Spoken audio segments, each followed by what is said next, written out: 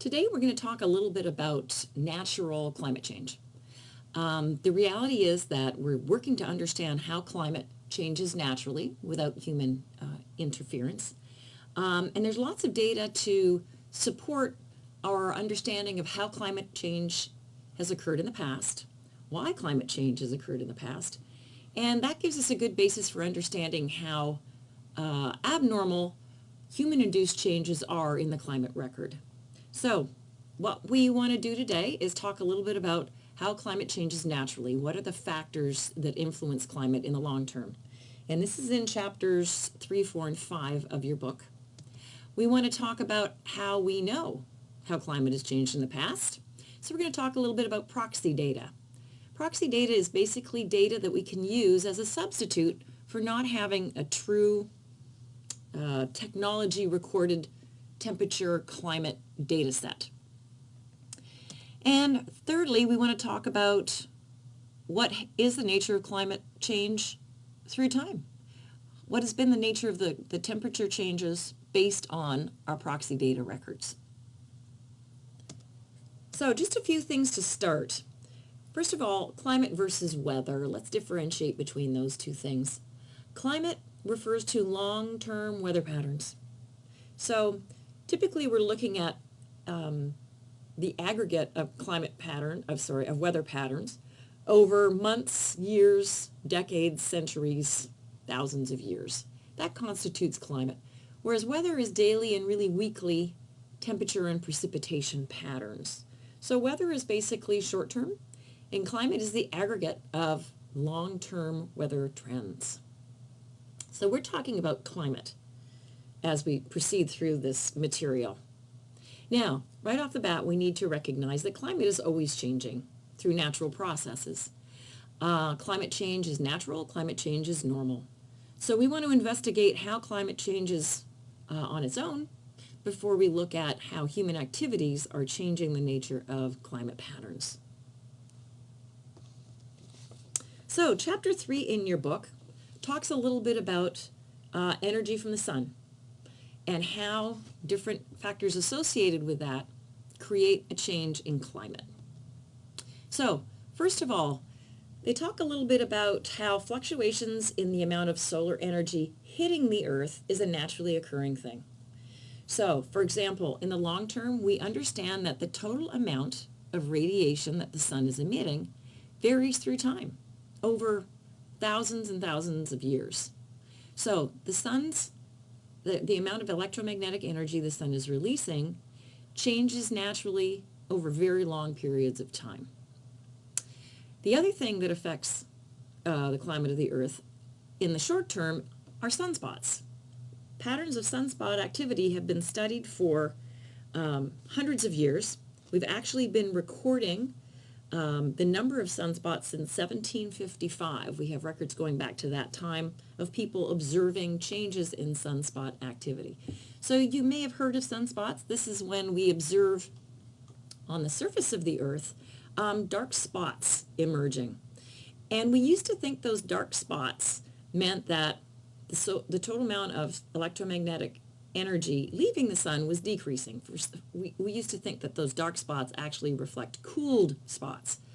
But in recent decades, we've appreciated that it's actually the opposite is true, that those dark spots actually are intensely hot spots.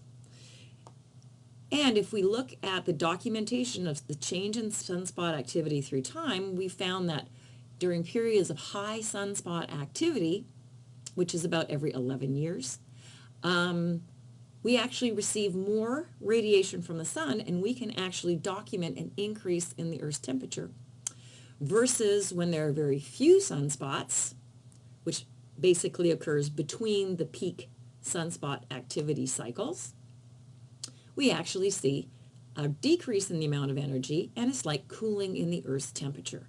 So we know that the sunspot cycle, which again is 11 years between maximum time periods, does have an impact on the Earth's temperature. So let's have a look at the record of sunspot activity. This is just since 1600, and I thought this graph gave you a sense of the cycles. So you can see that Since 1700 or so, about every 11 years we get a peak in sunspot activity. And as we'll see, these peaks coincide with slight warming periods that are recorded through proxy data. So you can see that it varies every 11 years. Sometimes we get very high sunspot numbers at a peak. Sometimes it's not so high. As we move in this graph through to 2008, we had a relatively high sunspot cycle peak in terms of somewhere around here, if you can see my little icon. But interestingly enough, the most recent peak in sunspot activity was actually in 2014, and it has been a record low in terms of the number of sunspots documented in 2014. We don't know if that's going to be a long-term trend or if that's just a random event like you can see in some of these years in the past, but we do know that it affects global temperatures. Now, why this is interesting, this is called the Maunder minimum. I'm not going to test you on that. But what's interesting is when we look at the climate reconstruction for the last 1,000 years, which we're going to look at in a few minutes, we can see that there have been definite warming trends and cooling trends in the last 1,000 years. Well, this time period that you can see, which stretches about 70 years, was a time period in which global temperatures were significantly cooler than the rest of the 1,000-year period. And it's often referred to as the Little Ice Age. Now, there were no glacier movements or expansions during this time period, but globally, we documented significant cooling trends. For example, in England, ice froze over the Thames River, had never happened in recorded history. We see crop failures during this time period documented in the logs that farmers kept, diaries that monasteries kept. And we also find that during this time period, there were very few sunspots. So this Maunder minimum period is notable because of the cool temperatures and, in this case, very small number of sunspots.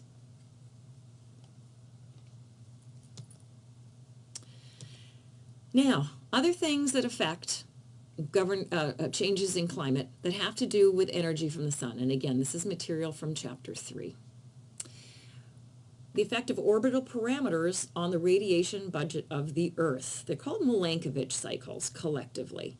Now, what this is referring to is the fact that we know that the orbit of the Earth around the sun changes through time. That's an orbital parameter. We know that the axis of the Earth changes its tilt. Sometimes it's much more tilted to one side at 23.5 degrees off perpendicular. Sometimes it's much less tilted. Well, that is an example of an orbital parameter, and based on the nature of the Earth's tilt at different positions relative to the sun, you can get different amounts of electromagnetic energy hitting different locations on the Earth's surface. So the collective effect of changes in the Earth's orbital parameters, which affect the amount of radiation that hits the Earth, affects ice ages, it affects temperatures on the northern versus southern hemisphere. And a person called Milankovitch, an early researcher, identified the possibility of these parameters changing the Earth's climate before we had the technology to actually measure it. So collectively, these Earth orbital parameters are referred to as Milankovitch cycles. So don't be thrown off by that term. Milankovitch cycles, and I will not test you on the specific name or anything like that, but it's the collective effect of the Earth's movements relative to the sun on climate. So the premise of this is that these different parameters affect the amount of radiation received and how they're distributed on the Earth's surface. And of course, as you know, the effects of the distribution of heat throughout the Earth changes the distribution of ecosystems and changes basically productivity.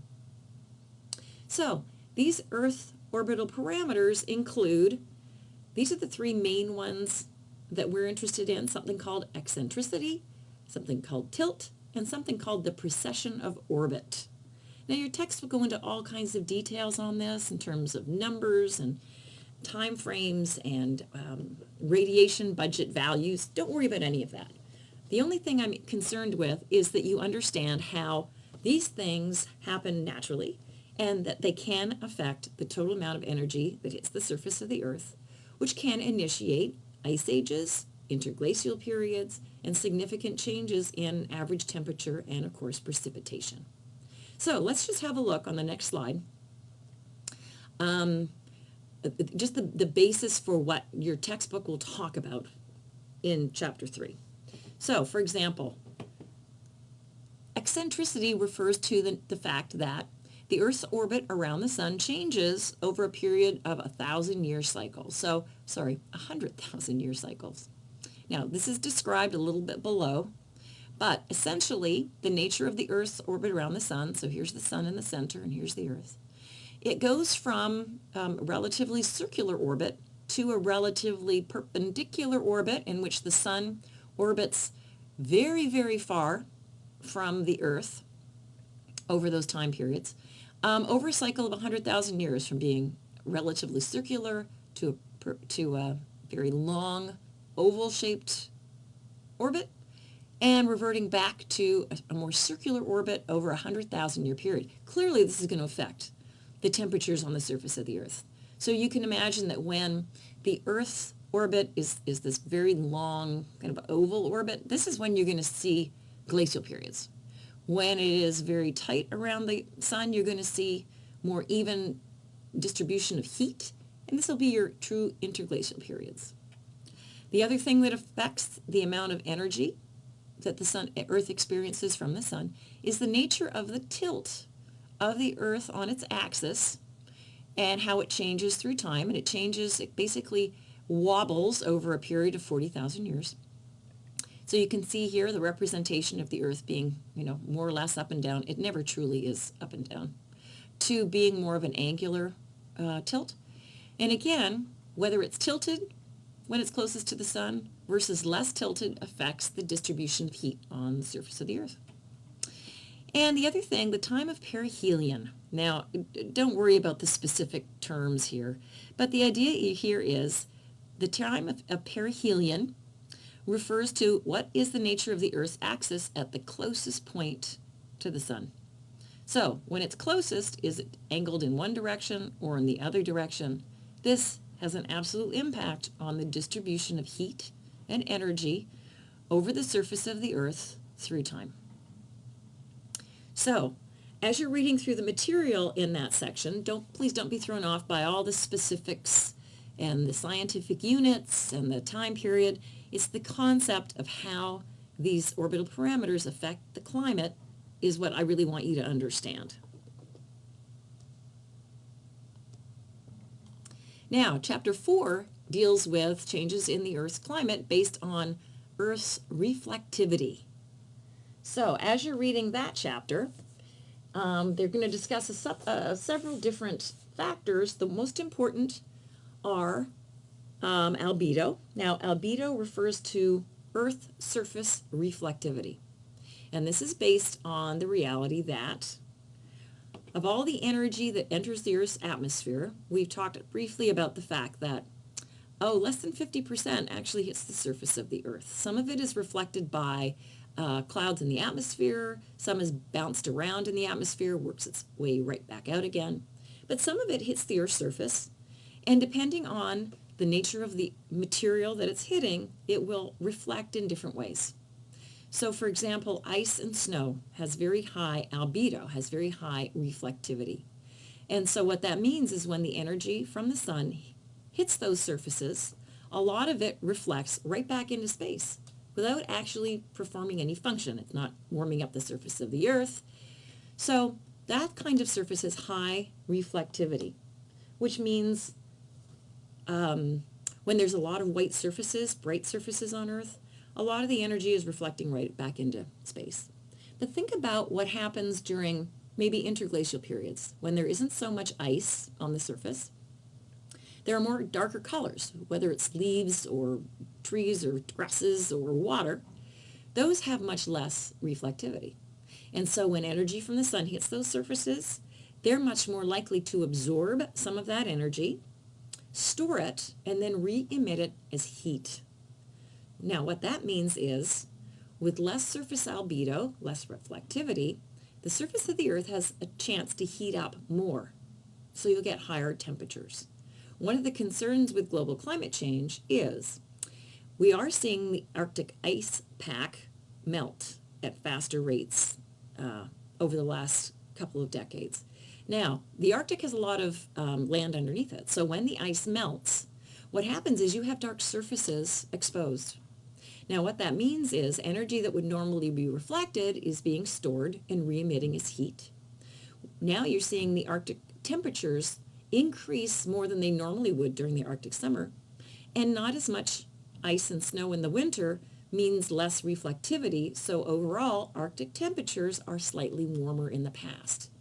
And as the chapter will point out, due to human-caused, anthropogenic means human, anthropogenic, genic means source, human-sourced changes in climate, we're potentially seeing less reflected energy off the surface of the Earth, which could make the heating actually worse in terms of the total amount of heating, and the rate at which the surface is heating could actually increase due to changes in the Earth's reflectivity. Now, everything on the surface has some kind of reflectivity. It's different amounts based on the material. So albedo is one thing that affects the Earth's climate.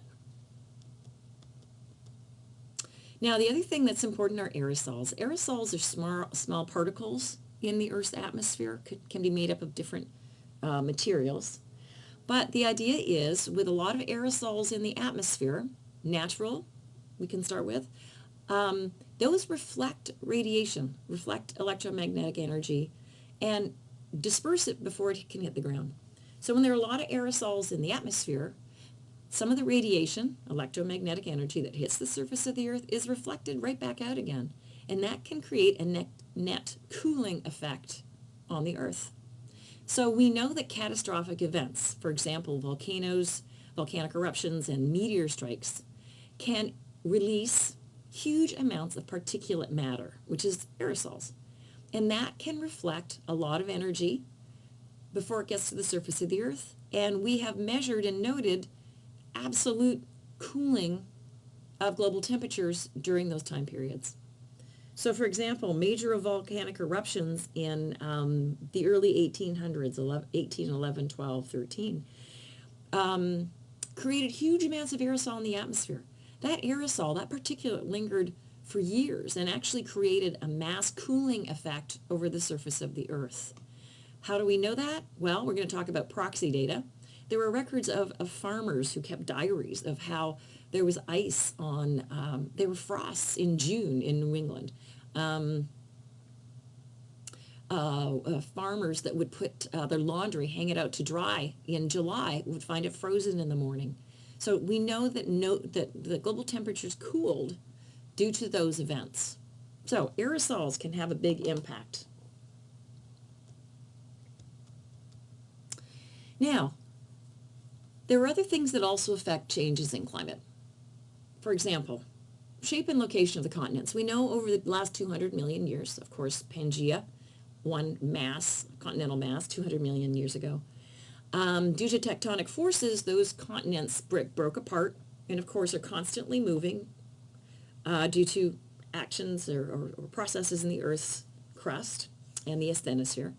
So basically, as the nature of the location of continents changes, that absolutely affects the amount of albedo. It affects the currents, the ocean currents, and the atmospheric circulation patterns, because, of course, the distribution of heat is affected by Earth surfaces and the ocean circulation patterns, which helps distribute heat.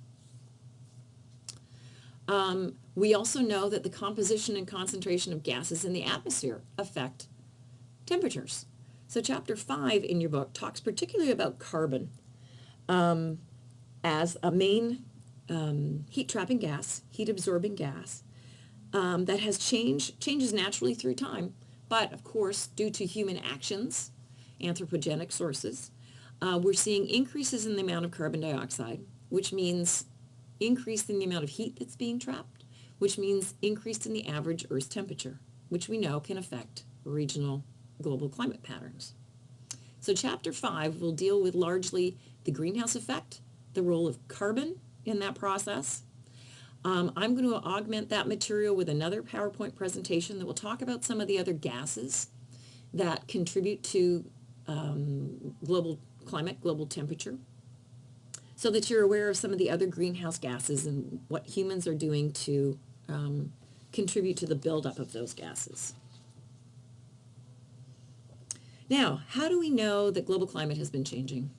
Oh, yes, yeah. I guess another factor affecting climate today are humans, and we're going to add humans to the pot. So, of course, as you're reading those chapters, you're going to see that the first part of the chapter deals with the natural things that affect climate.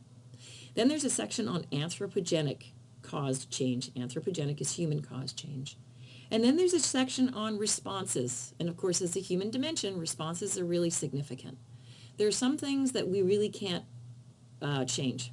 For example, the net amount of energy from the sun, the sunspot cycle, the nature of the orbital parameters. We really can't respond to that. But we can respond to other things that affect climate. So as you're reading that material, make sure that you're paying attention to those different sections.